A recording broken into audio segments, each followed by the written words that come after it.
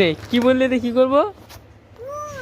খুললে হবে না তো, হবে না হবে না, এটা তেলে ভাজতে হবে।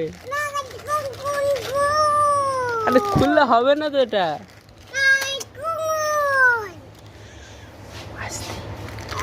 আরে খুললে হবে না, হবে না এটা, আমি বলছি না হবে না। খাবি এটা? কি করে খাবি? কি করে খাবি এটা? আমার করে খাবে না, এটা বাড়িতে নিয়ে ভাজতে হবে।